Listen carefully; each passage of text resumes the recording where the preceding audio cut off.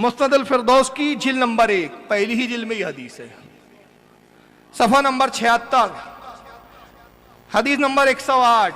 और अब्दुल्लाह इब्न मसूद से ये हदीस रिवायत है।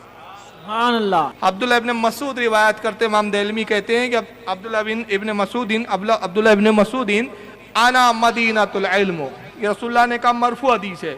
आका ने कहा मैं इल्म का शहर हूँ। वह अबू बकर असासुहा, अबू बकर उसकी बुनियाद है। वह उमर हितानुहा, अबू उमर जो है उसकी दीवारें हैं। वह उस्मान सक़्फ़ुहा, और उस्मान जो है उसकी छत है।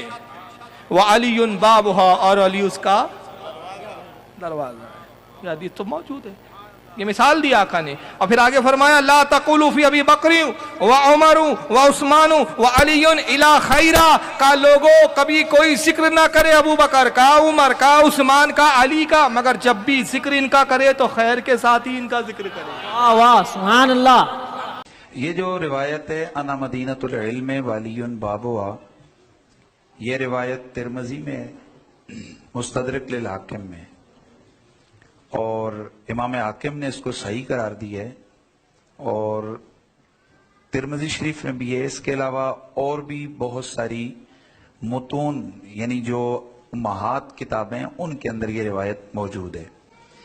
लेकिन ये रिवायत इस तरह है अना मदीनतुल इल्म वालियुन बाबुआ मई यातिल मदीना फल यातिल बाब, और तबरानी, इब्न असाकिर और इस तरह और जो कुतुब हदीस हैं उनके अंदर अल्फाज और भी हैं। ये जो अगले अल्फाज हैं अना मदीनतुल इल्म वालियुन बाबुआ व अबू बकर असासुआ व उमर हितानुआ व उस्मान सक़्फ़ुआ वालियुन बाबुआ, ये मौजू रिवायत है। ये चौथी सदी का एक वाइज था, उसने इसको गढ़ा है, और उसके बारे में लिसानुल मीज़ान के अंदर इमाम इब्न हजर कहते हैं कि वो कज़्ज़ाब इब्न कज़्ज़ाब था। इस्माइल उस्तरबादी उसका नाम है। और ये रिवायत मानवी लिहाज से भी बड़ी खतरनाक है कि मैं इल्म का शेर हूं और अबू बकर उसकी बुनियाद है। भाई सारी उम्मत के इल्म की बुनियाद रसूलुल्लाह है, रसूलुल्लाह की बुनियाद अबू बकर सिद्दीक नहीं है। ये मानवी तौर पर भी बड़ा डेंजरस इसका माना है। वो कि इसको अल्लामा तबरानी ने रिवायत किया है, लेकिन मौजू रिवायत है। और अगले जो लफ्ज हैं व मुआवियत व हलकत हुआ, ये उससे भी ज्यादा नकारत वाले और बातिल लफ्ज हैं, यानी ये बिल्कुल मौजू लफ्ज है। मसला ये डॉक्टर साहब के हमारे यहां खुश एतकादी पाई जाती है। मैं आज ये बड़ा अच्छा चला एक सवाल हो गया तो मैं चाहता हूं कि ये क्लियर हो जाए कि जिस वक्त कोई हम लोग, चूंकि तरीकाकार ये होता है कि हम मुहद्दिसीन पर एतमाद करते हैं, हुस्न ज़न रखते हैं। इमाम सयूती ने अपनी किताब में कोई चीज लिख दी, हम तहकीक नहीं करते कि ये सनद क्या है, हदीस कैसी है, हम बयान कर देते हैं।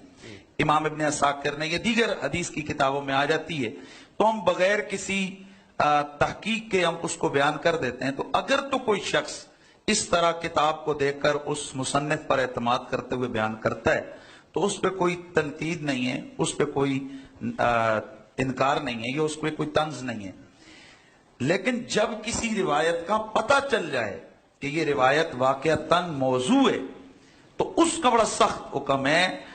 ज़ईफ रिवायत फजाइल के बाब में चलती है, मसाइल में नहीं चलती। लेकिन मौजू रिवायत अल्लाह के नबी की शान में भी अगर बयान की जाए वो भी हराम है। उसकी वजह यह है कि ये झूठ है, और मुहद्दिसीन और उलमा ने लिखा है कि जो शख्स मौजू रिवायत जानबूझकर बयान करता है तो उसका गुनाह जितने सुनेंगे उतने झूठों का गुनाह उसको मिलेगा, उतने झूठ बोलने का गुनाह। और अगर वो किताब में लिखता है तो उतने जितने लोग उसको पढ़ेंगे, जब तक पढ़ते रहेंगे उतना उसको गुनाह मिलता रहेगा।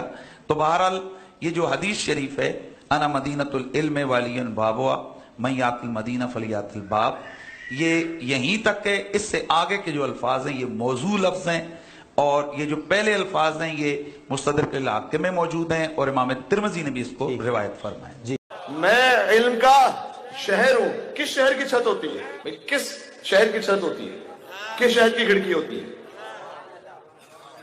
اب جب کوئی بغض کا ہی مریض ہو جائے، جملہ کہنے لگا قبول کیجیے گا، کدورت ہو تو سچی بات بھی مانی نہیں جاتی. بغض ہے، سچی بات بھی مانی نہیں جاتی. کہ چشمے کور تک سورج کی تابانی نہیں جاتی. کوئی ویسے ہی نگاہوں اس کا ہے ہی اندھا، وہ جتنا بھی سورج برسا دے.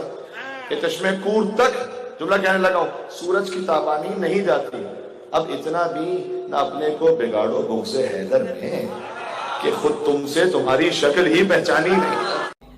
اور بات یہ فرمائی کہ آپ نے فرمایا انا مدینۃ العلم وعلی بابھا.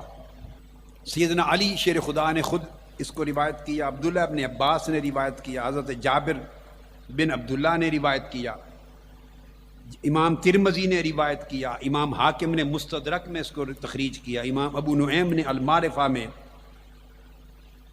اور علی ذی القیاس پھر بہت ساری کتب حدیث میں، کہ میں مدینۃ العلم، علم کا شہر ہوں اور علی اس کا دروازہ ہے.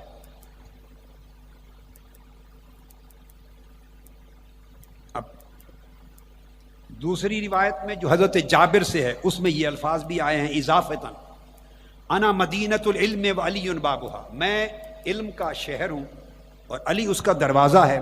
فمن اراد العلم فلیأت الباب.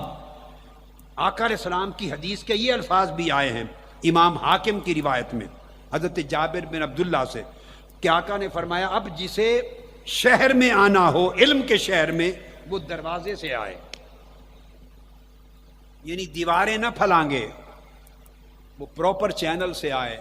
یعنی علم مصطفیٰ کی خیرات، علم اور معرفت مصطفیٰ کی خیرات لینے کے لیے پراپر چینل، اپنے شہر علم کا دروازہ علی مرتضیٰ کو بنا کر ان کو proper channel, official channel declare کر دیا.